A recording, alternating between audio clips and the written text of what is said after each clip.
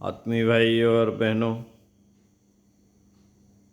विचारों की खड़दार में 70,000 60,000 विचार हमारे मन मस्तिष्क में उमड़ते घुमड़ते रहते। उनको एक जगह केंद्रित करना आसान नहीं। फिर भी जब हम कभी किसी एक विचार पे लगा देते हैं तो साथियों कुछ न कुछ उपजता है। और क्या उपजता है, आप से बात करते हैं। एक विचार उपजा। एक व्यक्ति एक पेड़ के नीचे लेटा था, बैठा था। उसके मन में लेटे लेटे एक विचार आया, काश ठंडी ठंडी हवा चलती तो और भी मजा आता। और थोड़ी देर बाद ठंडी ठंडी हवा चलने लगी और उसे आनंद आने लगा। साथियों, उसने सोचा ये क्या बात हुई, मैंने सोचा ही तो था अभी। खैर, उस तरफ ज्यादा भूख न लगाकर उसने सोचा कि अरे कुछ भूख लग रही है, अगर यहीं पर बैठे बैठे भोजन की व्यवस्था हो जाती तो फिर मजा आता और ठंडी हवा में फिर लेट के सोने का और आनंद लिया जाता। और थोड़ी देर में भोजन आ गया। वहीं पर उसे बढ़िया 56 प्रकार के व्यंजनों से लदी हुई एक थाली आ गई।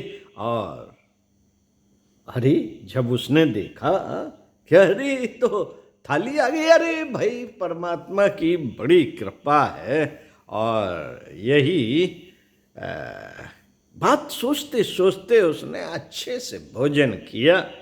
और भोजन करने के बाद भगवान को धन्यवाद दिया और फिर उसी ठंडी छांव, पेड़ की ठंडी छांव में लेट गया और नींद के गोते लगाने लगा।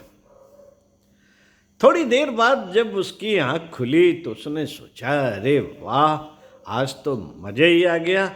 जो सोच रहे हैं, मन में विचार आ रहे हैं, वही होता चला जा रहा है। फिर उसके मन में विचार आया, कहीं ऐसा तो नहीं इस पेड़ पर कोई यक्ष नाम का राक्षस न रहता हो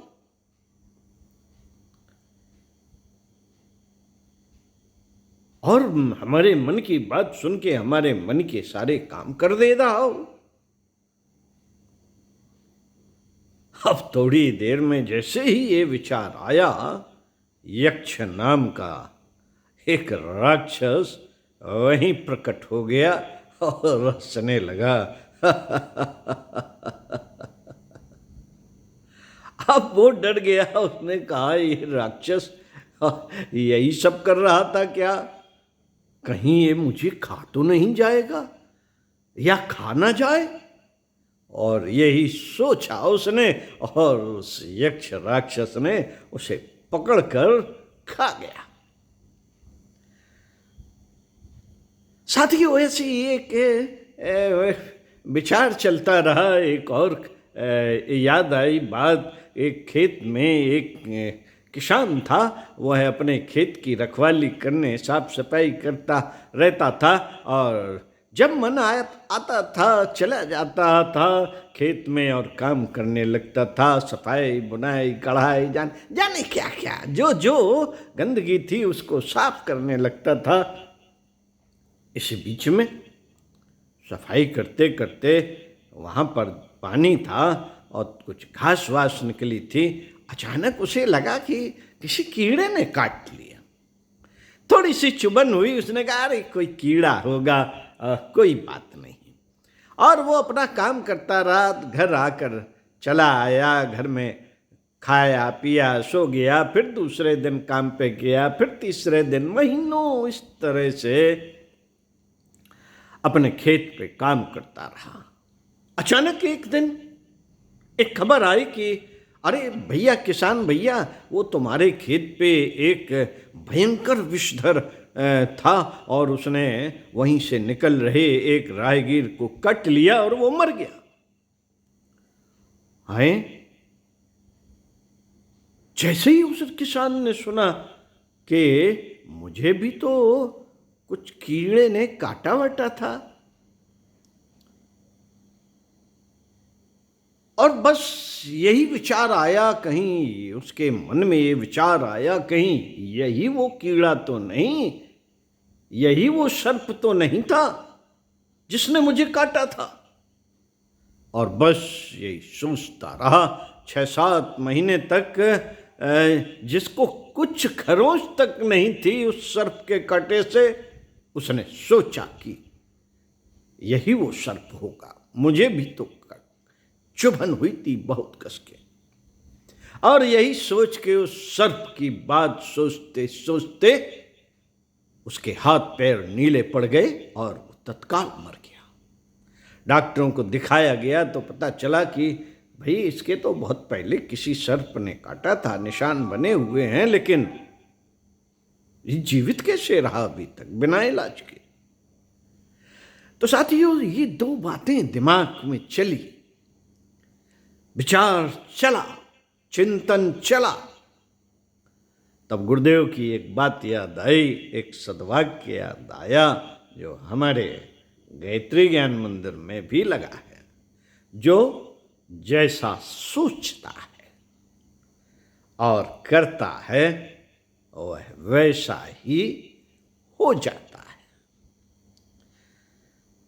सोचा, जैसे ही उसने सोचा, जो एक राहगीर पेड़ के नीचे पड़ा था, उसने सोचा कि हमें ठंडी हवा चलने लगे, ठंडी हवा चलने लगी। उसने सोचा यहीं पर खाना आ जाए, खाना आ गया। उसने सोचा अब हम विश्राम कर लें, उसने विश्राम कर लिया। और जैसे ही उसने सोचा कि कहीं ऐसा तो नहीं इस पेड़ पे कोई यक्ष राक्षस रहता हो, और यक्ष राक्षस प्रकट हो गया। उसने कहा अब तो ये राक्षस कहीं मुझे खा ना जाए, और वो खा गया, मर गया।